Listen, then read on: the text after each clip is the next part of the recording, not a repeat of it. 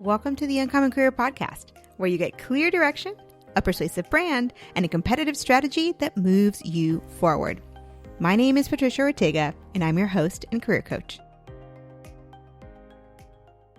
Hi, everyone. It's so great to see you today. You'll notice that today we actually have two co-hosts. It's me and Julianna. Julianna, do you want to give a very quick intro? So I'm Julianna Yorgan. I am a workplace strategist. And for today's discussion, I'll be focusing on some practical strategies for navigating workplace relationships and office politics. Yeah. And so Julianna and I are getting together because we have two different areas that we focus on. And so while she's focusing on the, relationship dynamics and then the office politics as part of her strategic execution, today I'm going to be focusing on emotional intelligence strategies. And the focus is to help you to lead with authenticity, to build trust, and also to inspire peak performance.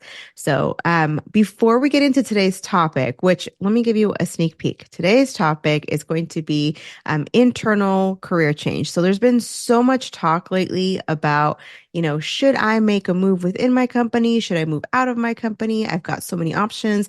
Why don't I look at what's going on, in the current environment as opposed to starting fresh? And so that's the topic we're going to cover today from both of those angles. But first, you might be wondering why there's two co-hosts today. Do you want to share a little bit about our story? Yeah. So Patricia and I met because we are both coaches with our own podcasts. And one of the things about being an independent coach is that it gets a little bit lonely. So we started keeping in touch, just talking about business and what we're seeing in our coaching practices. And I think we found that although we help a lot of the same people, we do it in a very different way. And what really stood out for me is that thinking back to when I was in corporate, I needed someone like Patricia. So I was really strong on the execution, the strategy. I knew the things I had to do. But when I got stuck, it was more around not necessarily the emotional intelligence piece, but wrapping that around personal growth from the inside, which Patricia is so amazing at. And we kind of got to talking about how even though we help the same type of people, we do it in a very different way, and we kind of complement our clients in a different way. Yeah, I remember the first time that we talked, I was like, oh, she's like the other side of me, the part that I'm missing, that piece of like, move this chess piece to this space, and then this will have like those types of pieces where you give very clear to do steps. Like, here's the next step. If this isn't working, do this and do that, right? Those are the pieces that sometimes I'm like, ooh, I can help you show up a certain way. I can help you, do those types of things.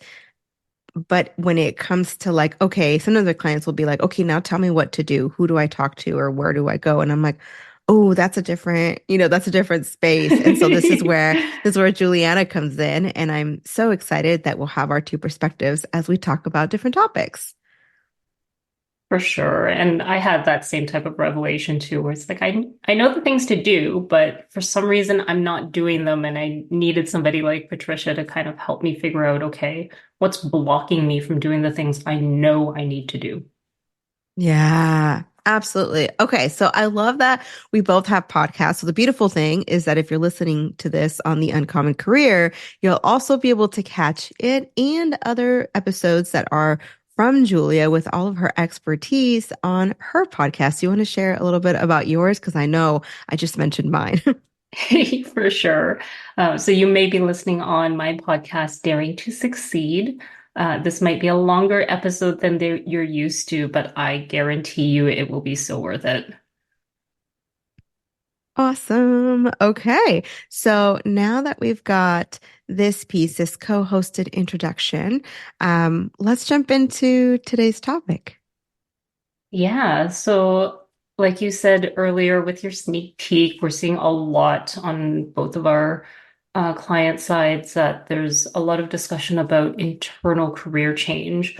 which I think is really, it makes a lot of sense right now because we've just come off of a year of a really, really saturated job market where it's really hard to switch companies, get into a new company. So I don't know, Patricia, if you're seeing the same thing, but people are kind of readjusting their plans to see if they can stay within their company and maybe do something different or finally work towards that promotion that they've been kind of eyeballing for a while.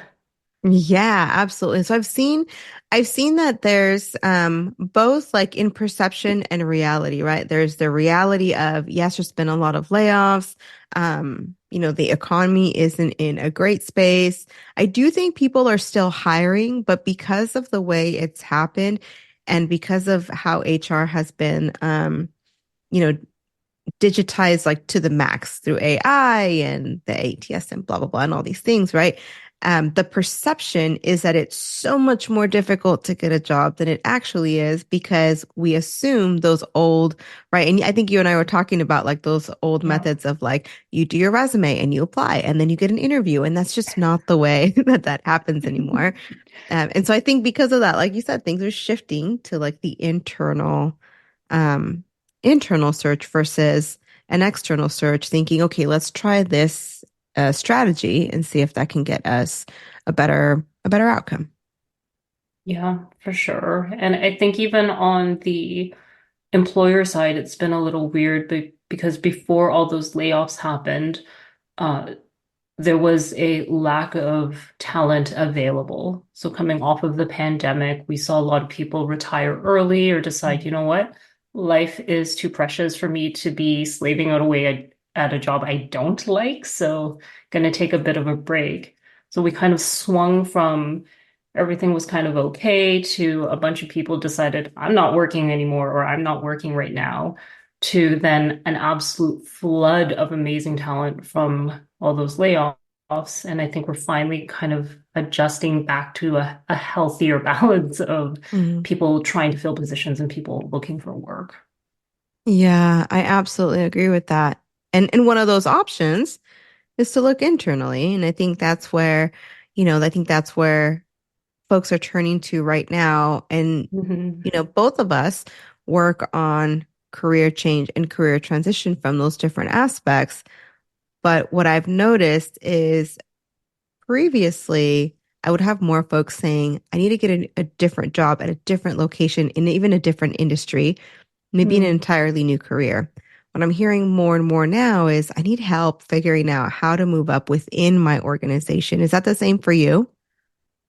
Most of the people I'm working with are actually the types that you had mentioned earlier, where they're looking for complete change. So a lot of folks moving from, let's say, military, nursing, or even HR talent acquisition type roles into project management roles, or people who are actually leaving leadership positions because they're so burnt out and looking for something else senior where they can still contribute to the same level, not necessarily in terms of uh, what the company expects of them, but the contribution that they want to make. Like they still want to make a difference in their Mm-hmm. colleagues' work life. Mm-hmm. They're just kind of like, I need a break from leadership right now. Yeah, definitely. So where do you think that like internal career change tends to come up most for you? Yeah, I think a lot of people just, especially if they've been in the workplace for a really long time, it can get a little bit monotonous. There are some people who love being that specialist. They want to learn a role, be really good at it, and just not have to kind of learn a bunch of new things that they didn't have any interest in the first place. They're like, I'm really good at this. This is what I want to do. But especially if you think of somebody who's been in the workplace for 10, 15, 20 years, Mm-hmm. that's a really long time to be doing the same thing if you're the type of person who needs change once in a while. So I think moving internally is kind of a good balance because you've got the safety of a company that you're familiar with, people that you've built a reputation with, but then shifting to a different type of work. So you still have that element of new, you're still learning something different, but it's Mhm. not the same as switching industries and companies at the same time, which is quite a dramatic and uphill move to make. It is. I think it takes more. Sometimes we think the grass is greener on the other side. And it's like, oh, Yeah, I'll just change to a different position. And it's like, well, there's their culture that you won't know of, just the same way that an organization doesn't necessarily know the talent they're getting. They know they're getting the best communicator. I mean, at the end of the yes, day, that's really what the hiring process is can you communicate your skill sets most right. clearly, right, out of all the candidates? So they know they're getting a great communicator, but are they getting someone who, really fits in with their culture, really fits in with their group dynamic, you know, um, understands the level of, corporate speak, right? Mhm. I know some folks go from a smaller organization to a much larger organization. Next thing they realize, they're like, oh, this has a lot more rules to it. Then there's a lot more corporate environment than I expected. And so all of those Yeah. pieces, neither the employer nor the employee can really understand until they're in that situation.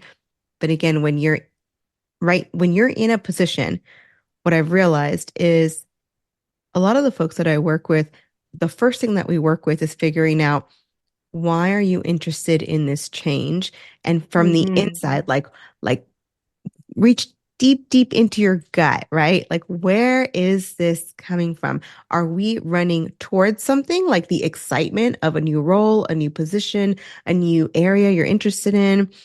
Or are we making our decisions based off what we no longer want? In which case, it's kind of like you're running Hmm. away from something. But if you're at one point, and if you draw a point on a piece of paper, you can run away from it in an infinite number of directions, right? Yes. And there's really only probably a slice of that paper that represents where you actually want to be. So before we can start moving, we've got to figure out where do we actually want to be so that when we are going away from the situation we don't want, we're still going toward the situation that we do want ultimately. Oh, I love that so much. And I can actually picture that little diagram. Right. I'm wondering, what are you finding? Is there any sort of trending, or do you find people are more running to something that they've been wanting for a while? Are they trying to just get out of a situation that's no longer kind of the environment that's good for them? You know what? I feel like there's both. Any one of us can Mm. be in any one of those situations at any point in time, right? So, if you're listening and you're like, well, which camp am I? Here's like a couple of signs, right? Like the first one is ask yourself, when I think about making a career change, do I feel excitement or do I feel relief? If you feel Mm. excitement, you're probably moving towards something like, oh man, this is really like calling my attention. I'm really excited about it. I think I have been interested in it, right?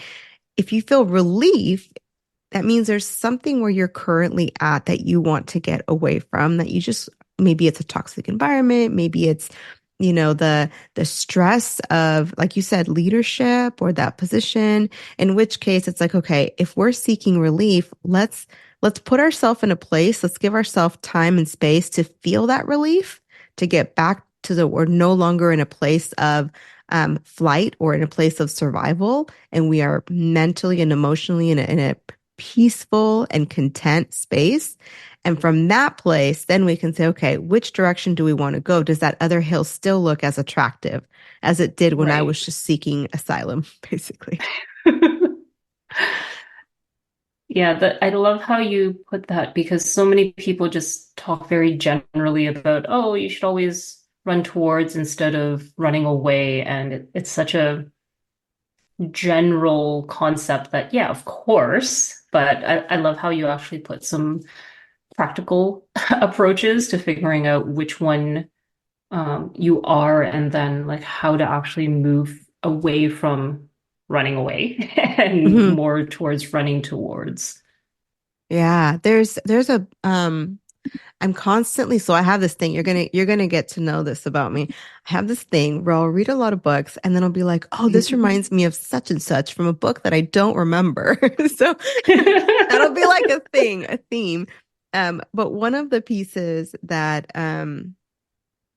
came across is that when you're in the career search process, especially now, whether it's internal, external, it is grueling. It is full of you trying to be a human with the Mhm. system constantly dehumanizing you and turning you into a commodity, Yeah. taking away what is unique about you, and you having to fight to express what's unique about you.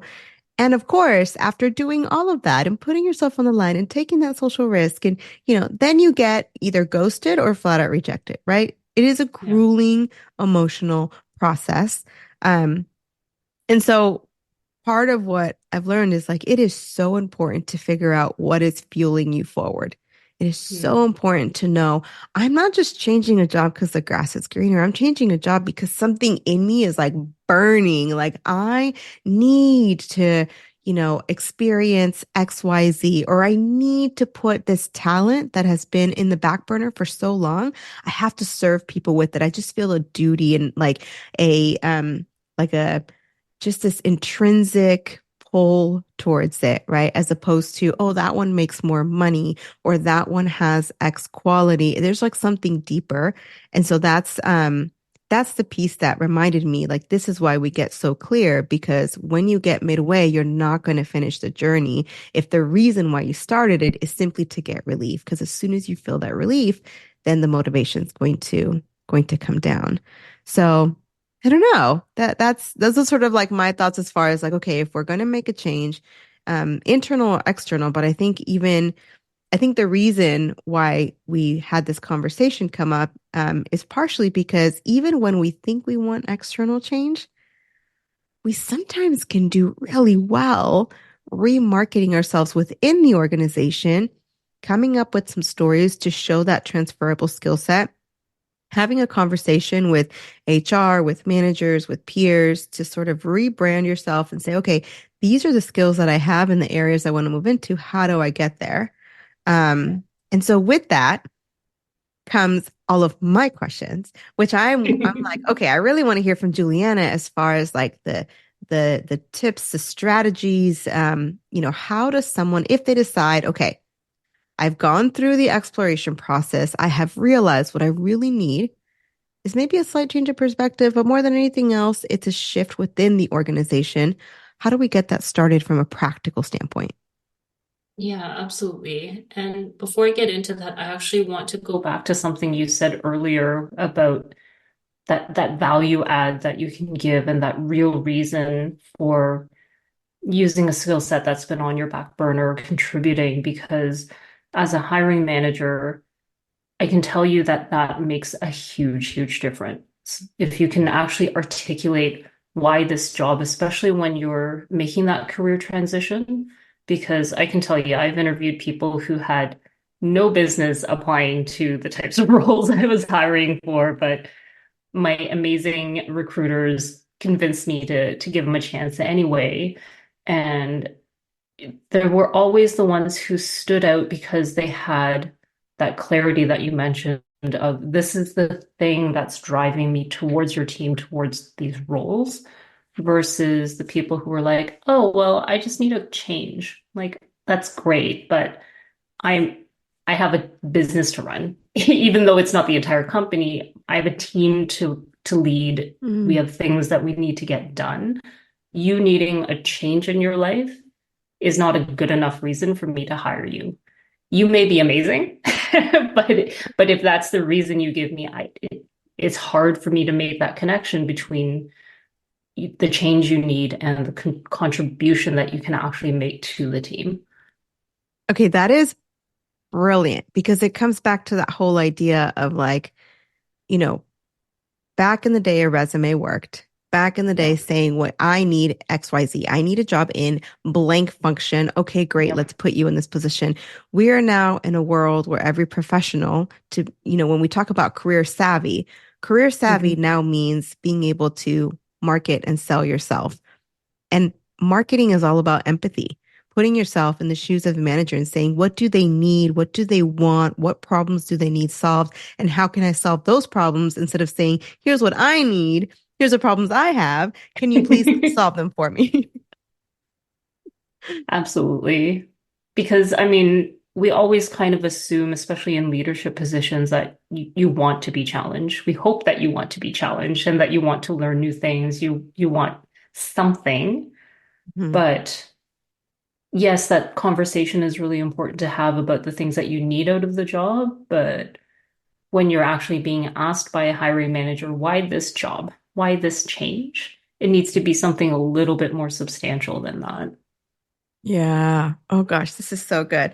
I have a ton of directions that my brain can go because we can talk about this for hours, but I'm itching to get your perspective as far as tactically, Yeah. what are the options that someone has when they think, okay, I want to move up from within, but I don't really know how to do that. Yeah. So it kind of depends, similar to what you were talking about with that point on a piece of paper and so many directions you can go into. Uh, I'll kind of assume that most people aren't looking for moving down a level, so a less senior role or a lower paying job, but at least lateral or moving upwards. Hmm. Internally, if you're moving laterally, that's probably the easiest transition because you're kind of taking the type of work that you do now and moving it to a different team.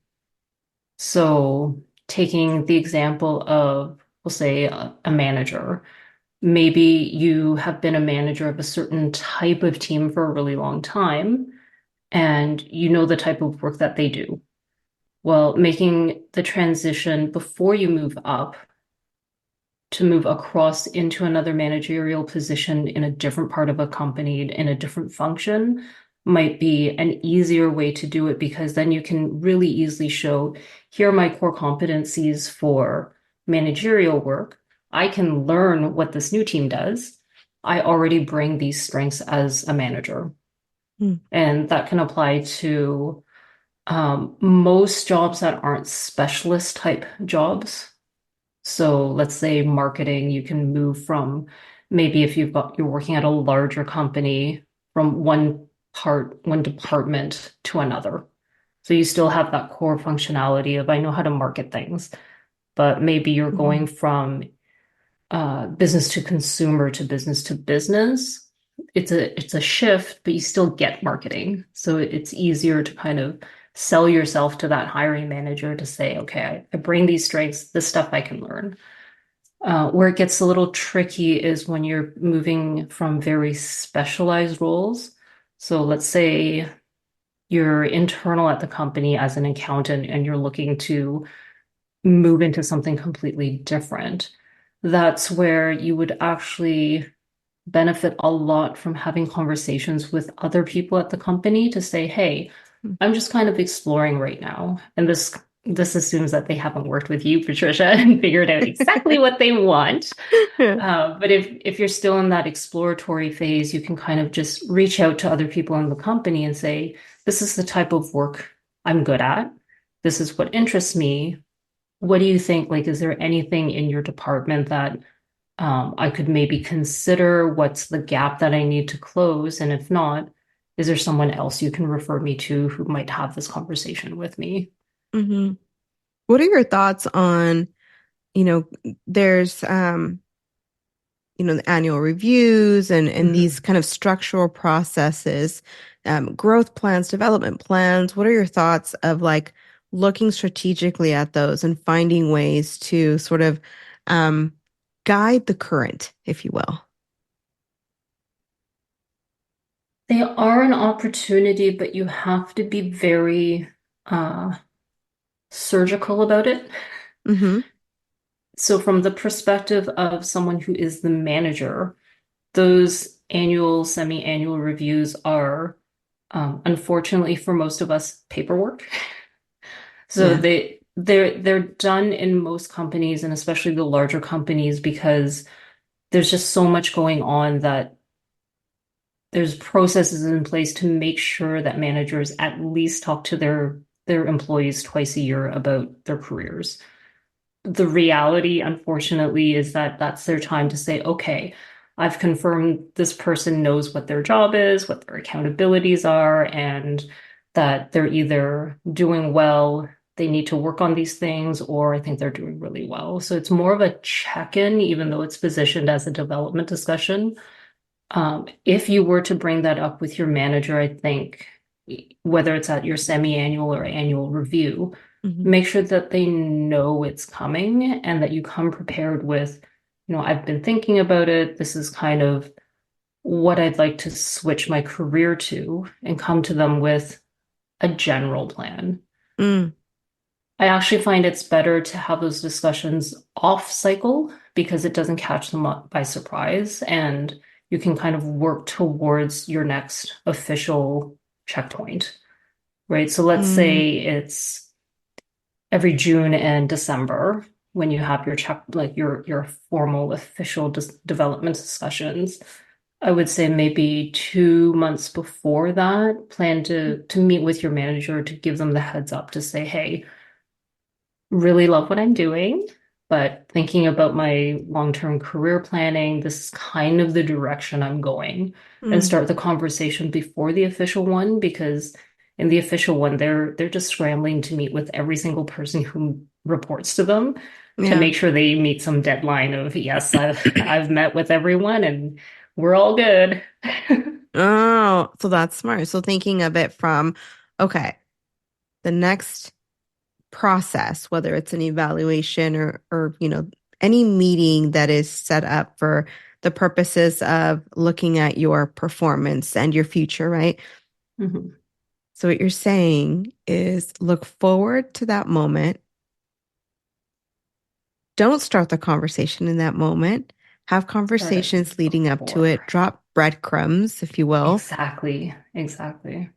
and then start to move in that direction. Now, what, like from there, what else? Like, how is there um, I guess a process in order to do that? Or is it manager approves, you're in there, right? What does that look like? Yeah, it really depends on a few different factors. So manager approval generally, um, I would say that those breadcrumb conversations, as you've called them, are Hmm. really crucial for gauging your manager's interest and their willingness to help you.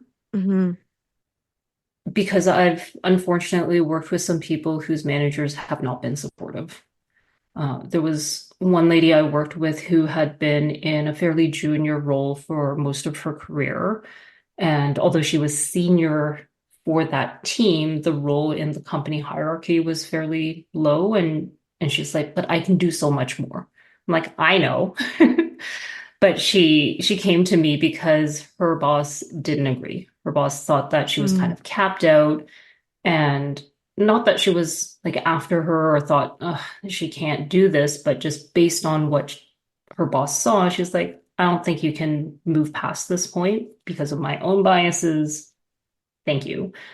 So we actually just devised a plan where we figured out what it was that her boss thought she was missing, and mm, then crafted a way for her to show her boss that she could do the thing that she insisted she couldn't. mm. Right. So it is unfortunate, but a reality that your boss may just be like, you can't do that job. Um, or it could be that they're simply too busy or they don't have much of an interest. There are some leaders whose focus is more on the numbers, the metrics, delivery than staff development. Hmm. So in those cases, you may have to look to internal mentors or internal advocates to help you get ahead if your boss is kind of like, that sounds great, go for it, but doesn't Yeah. offer any support, then at least you know they're kind of like, okay, cool, that's fine. But then you'll have to adjust your strategy to find someone else in the company who can kind of help you through the process who isn't Mhm. your boss. Yeah. And what I hear in what you're sharing is that there's several doors. You Yes. open a door, and if that door doesn't allow you through, you just go to another one, right? Yep. So if the manager doesn't think you have X skill, is find out what that skill is. This is where that empathy comes back in, and looking at when you do have those conversations, having the self-awareness as far as how you're showcasing yourself and what you demonstrate to them that you trust yourself with and what you don't. Because sometimes we may not realize that the way in which we share something makes a manager Mm, think that maybe we're not as confident. If we're not confident, they won't be able to be confident that we can do the job. So there's that self-awareness. And then there's also that awareness of others where you go into that meeting, you don't want to be stressed, you don't want to be anxious, you want to be fully centered and present, because at the same time that you're having this conversation with them, that you're figuring, okay, how am I communicating? Am I communicating confidently in XYZ areas? You're also looking for their nonverbals. Are they cued in? yeah. What is their, do they raise an eyebrow when you mention something? Do they hesitate when they say something? Do they, right? Like paying attention to all of those pieces is going to help you discern things they're not saying. They may not say that they don't have confidence in your ability to XYZ, but if you see that hesitation as they're talking, you may then decide, okay, this might be one of the skills that maybe because my manager is human, maybe their communication of feedback of, this is what you can improve on is not something they're strong in. And if Yeah. I know that about my manager, let me read between the lines to figure out what are the hesitations they have, even if they don't say those hesitations. And Yeah. that way you can then, like you said, you open different doors to either let me go grow with that skill set, let me go talk to mentors and, you know, kind of dig wherever the sand is a little bit less dense, we'll say.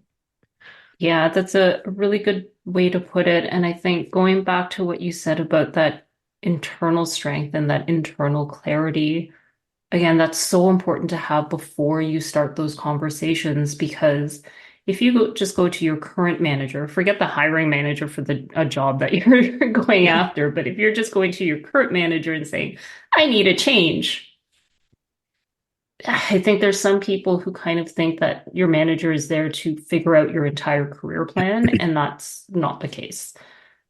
You may run into some of these people, and I know I've run into someone who thought that she could just like puppet my entire career for me way, way early.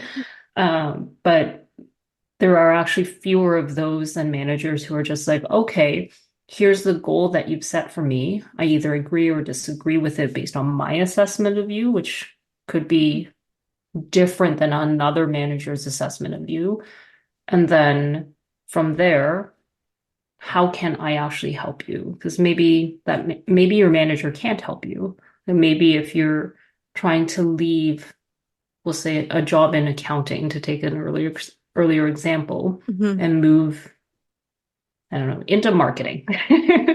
Very different worlds, but if your manager's entire career has been focused on finance, they probably can't help you move into marketing. Mm, mhm. Right. So they could be enthusiastic and think, great, you're awesome at your job. I believe in you. I think you can do whatever you set your mind to, but I don't know the first thing about marketing, so I can't advocate for I you. can't help. Exactly. I can't do anything other than sing your praises about how great of an accountant you are. No, that's great information. As we start to kind of like, wrap things up, I'm looking at the clock and I'm like, ooh, we could Oh my chat. goodness. We could We could chat chat forever. forever. Um, but as we're like getting into that, it just makes me wonder, the piece that we haven't really touched on. I think a lot of times it's so easy to say you can make any change, you can do anything, Mhm. especially as coaches, right? There's so much, I don't know if it's temptation, if it's like the like excitement of wanting to help someone, right? But there are specific moves that are going to take more time. So if, you're going from accounting to marketing, for example, right? Yeah, your manager may or may not be able to advocate for you because it's not their area. But at the same time, you're also looking at, okay, is this a feasible step Hmm. Is this a step in which I need either, and I'm not typically an advocate of further education when you already have your foot in the door, but there are some areas where it's like, okay, I need to go do a certification or something to bridge that gap. So you do want to take a look at that too. But as we start to kind of wrap up for today, I always think that there is like a moral to the story, right? Some overarching concept that can help us kind of zoom out and see the bigger picture, as Mm. opposed to the individual tactics, right? And so, from your perspective, Juliana, like what would be your big picture takeaway? My big picture takeaway is actually something from you, which is having that like precise clarity on you're that little dot on the piece of paper. Where do you actually want to go? Mm, Because if you don't have even a general idea of the direction that you're going in, it's really hard to figure out the steps, like the individual steps to take to get there. mm, Because like maybe we're going from accounting to marketing, there must be something that's drawing you to marketing, and that will help you kind of seed those steps to figure out, okay, you're at point A, you want to get to point B. The driving force is your path, mm. and then you've just got to plot out the steps in between. Oh, that's good. Yeah. That's good. That's And good. what about you? What's your big picture takeaway from today? Okay, this is going to sound crazy, but I'm like, I'm going to piggyback off of what you said because I think it's really, you brought up a really good point. So I'm going to piggyback off that Mm, in that there, you want to know where you're going. Um, and it's this balance, and you alluded to it, Juliana. It's this balance of you want to know where you're going in terms of just general direction and have enough flexibility that you mm. can't say I want that position in that department, because guess what, they're not going to fire the person who's there just to make room for you. Right? Like there's, you got to look at the parameters. There's your parameters, and then there's the parameters of what's possible, what's available, right? What can be Yeah, opened up, what can be created, where is money flowing in the yeah, organization right now. So it's kind of this space of like you have a general direction of where you want to go, and you still have various open doors that you can start, asking around about, finding information on, determining if you're a good fit for, without feeling like I've decided what my direction is and now I have to find my way into that one space. yeah, So I like that. I think it's a good balance. Sweet. yeah. And you may find after you have all those discussions that you're actually quite happy where you are.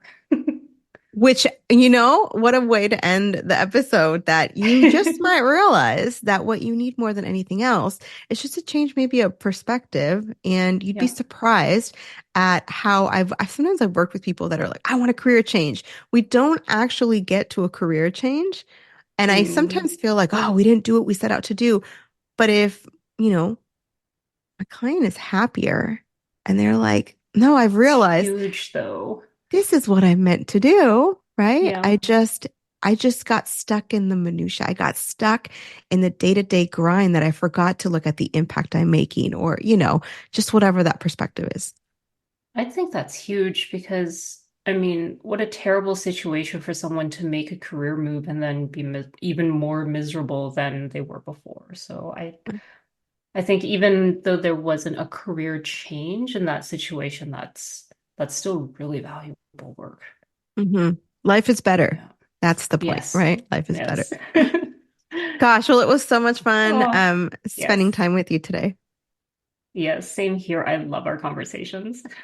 Well, I'm excited that we are going to continue these conversations. So if you are listening on either one of our two podcasts, know that we are going to continue these. We're actually continuing under the title of Elevated Leadership, Balancing Emotional Intelligence and Strategic Execution. Yes. So stay tuned for more conversations on both the emotional intelligence and strategy side of things for your career. Awesome. Thanks for joining us. We'll see you on the next one. Bye. Hey, thanks for listening. I really appreciate you spending time with me today. If you found this episode helpful, please tap the 5-star review on the show's homepage in your podcast app. It would absolutely make my day, and it helps others discover the Uncommon Career Podcast. Now, to download your free career resources and learn how I help seasoned professionals land amazing offers in as little as 90 days, click on the link in the description or go to theuncommoncareer.com. Thanks again, and I'll see you on the next one.